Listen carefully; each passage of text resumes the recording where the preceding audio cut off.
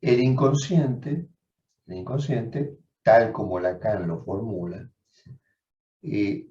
contemplaría dos vertientes, ese inconsciente.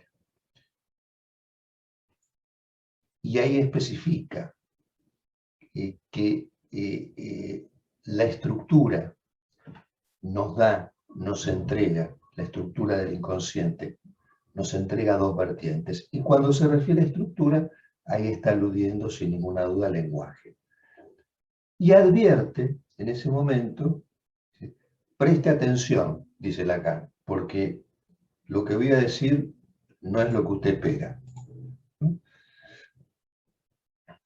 Dice, por un lado está la vertiente del sentido.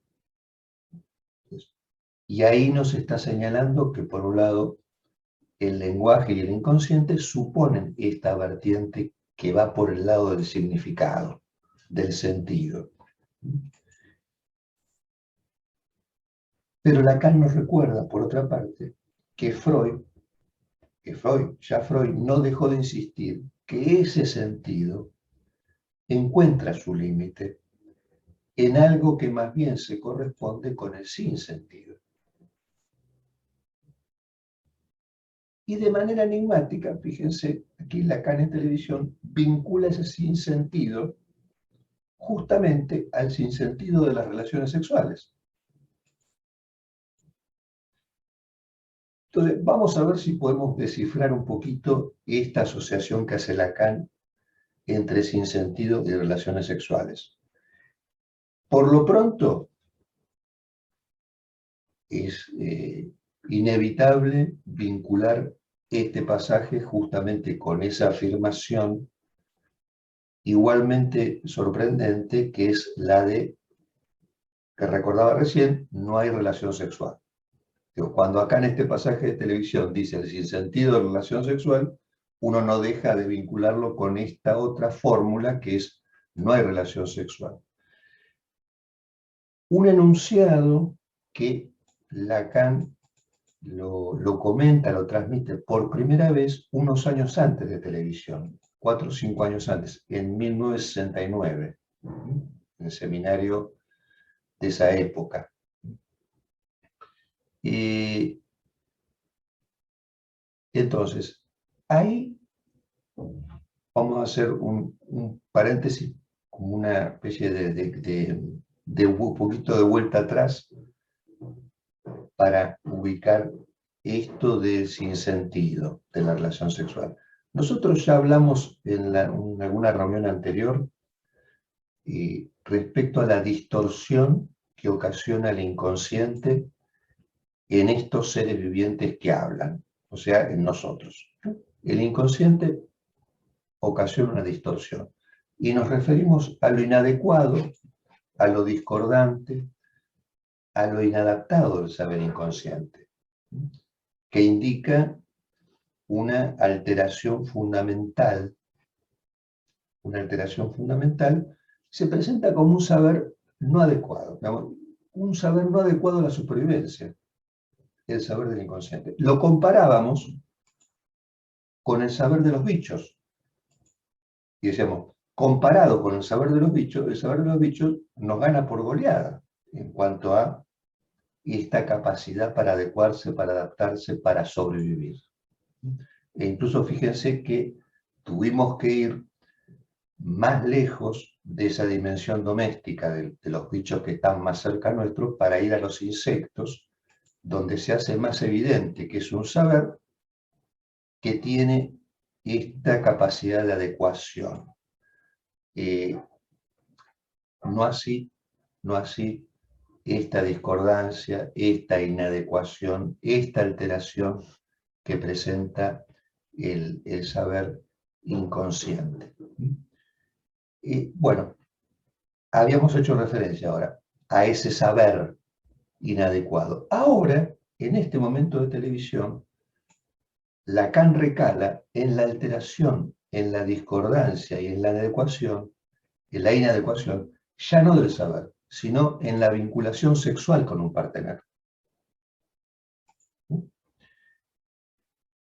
Y tal como es señalado por Lacan, acá, casi con vehemencia, y con mucho humor. La verdad que yo escucho Lacan y me causa gracia escucharlo, ¿no? Me resulta muy gracioso, ¿no? El modo de transmitir algunas cosas, porque acá dice respecto del erotismo y del amor, dice, en el amor no suelen escucharse más que boludeces.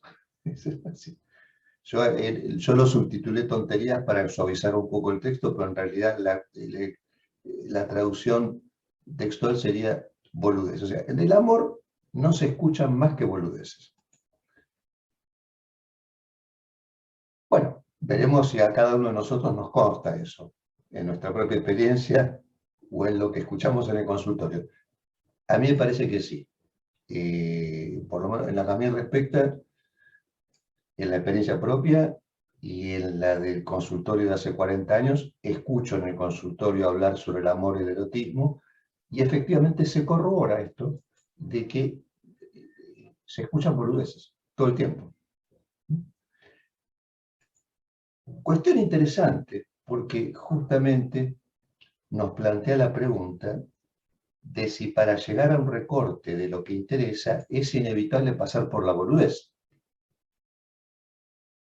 Yo diría que sí, que es inevitable que esta boludez se ponga en juego, en lo que se dice, para desde esa boludez ir recortando lo que podría resultar interesante. Y lo que resulta interesante es justamente lo que se va presentando como lo inadecuado, lo discordante, lo que está en falta.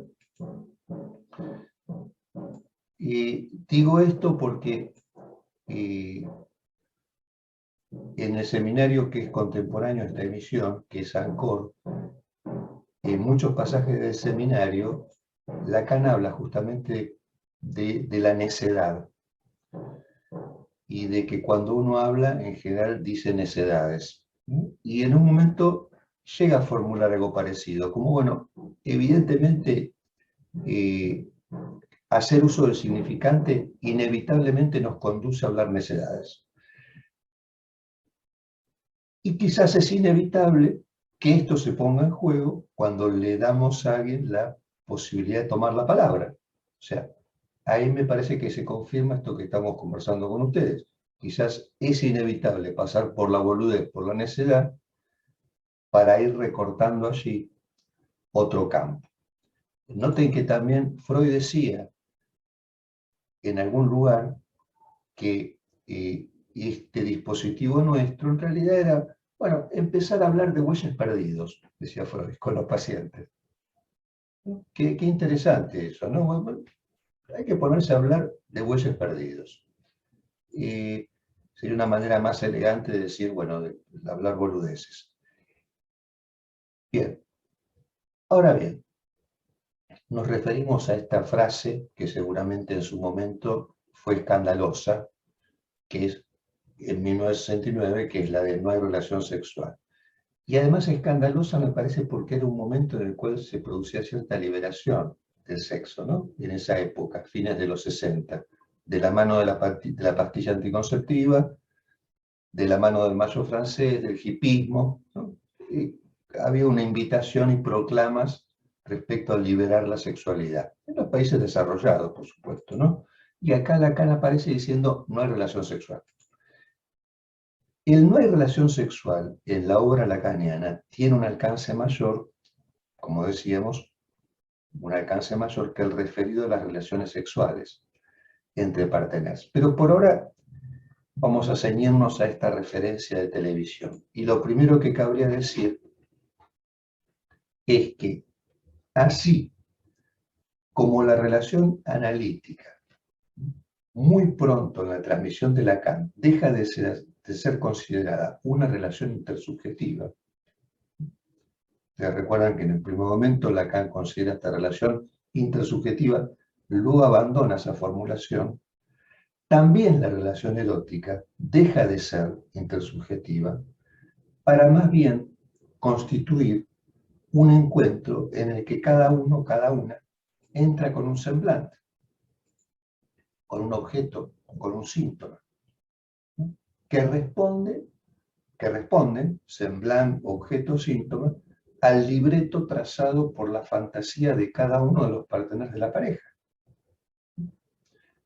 Ahí se constituye un encuentro, donde cada uno entra como un semblante, un objeto, un síntoma, y estos elementos responden a un libreto que está trazado por la fantasía de cada uno.